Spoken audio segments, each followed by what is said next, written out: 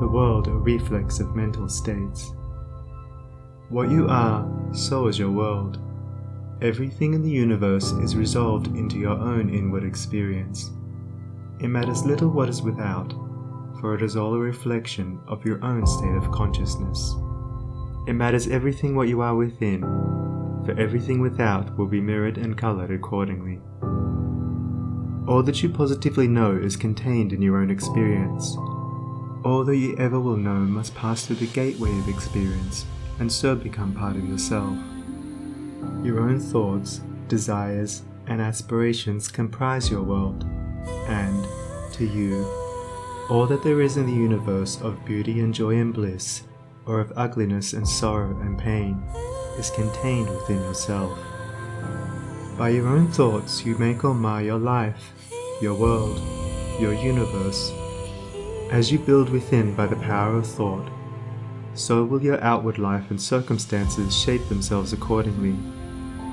Whatsoever you harbor in the inmost chambers of your heart will, sooner or later, by the inevitable law of reaction, shape itself in your outward life.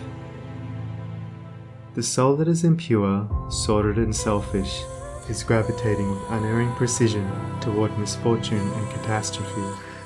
The soul that is pure, unselfish and noble is gravitating with equal precision toward happiness and prosperity. Every soul attracts its own, and nothing can possibly come to it that does not belong to it. To realize this is to recognize the universality of divine law. The incidents of every human life, which both make and mar, are drawn to it by the quality and power of its own inner thought life. Every soul is a complex combination of gathered experiences and thoughts, and the body is but an improvised vehicle for its manifestation. What, therefore, your thoughts are, that is your real self, and the world around, both animate and inanimate, wears the aspect with which your thoughts clothe it. All that we are is the result of what we have thought. It is founded on our thoughts. It is made up of our thoughts. Thus said Buddha. And it therefore follows that if a man is happy, it is because he dwells in happy thoughts. If miserable, because he dwells in despondent and debilitating thoughts. Whether one be fearful or fearless, foolish or wise, troubled or serene, within that soul lies the cause of its own state or states, and never without. And now I seem to hear a chorus of voices exclaim, "But do you really mean to say that outward circumstances do not affect our minds?" I do not say that, but I say this, and know it to be an infallible truth, that circumstances can only affect you in so far as you allow them to do so. You are swayed by circumstances because you have not a right understanding of the nature, use, and power of thought. You believe, and upon this little word believe hang all our sorrows and joys, that outward things have the power to make or mar your life. By so doing, you submit to those outward things, confess that you are their slave, and they your unconditional master.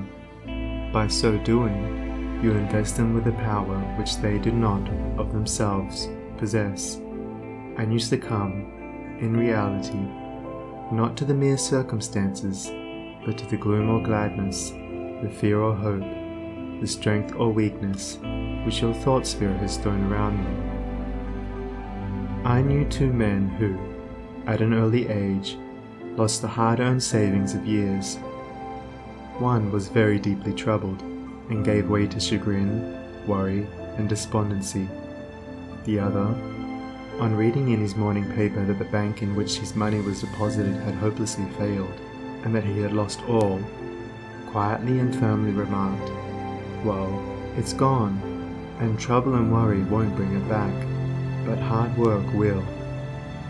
He went to work with renewed vigor, and rapidly became prosperous, while the former man, continuing to mourn the loss of his money and to grumble at his bad luck, remained the sport and tool of adverse circumstances, in reality, of his own weak and slavish thoughts. The loss of money was a curse to the one because he clothed the event with dark and dreary thoughts, It was a blessing to the other, because he threw around it thoughts of strength, of hope, and renewed endeavor. If circumstances had the power to bless or harm, they would bless and harm all men alike. But the fact that the same circumstances will be alike good and bad to different souls proves that the good or bad is not in the circumstance, but only in the mind of him that encounters it. When you begin to realize this, you will begin to control your thoughts, to regulate and discipline your mind, and to rebuild the inward temple of your soul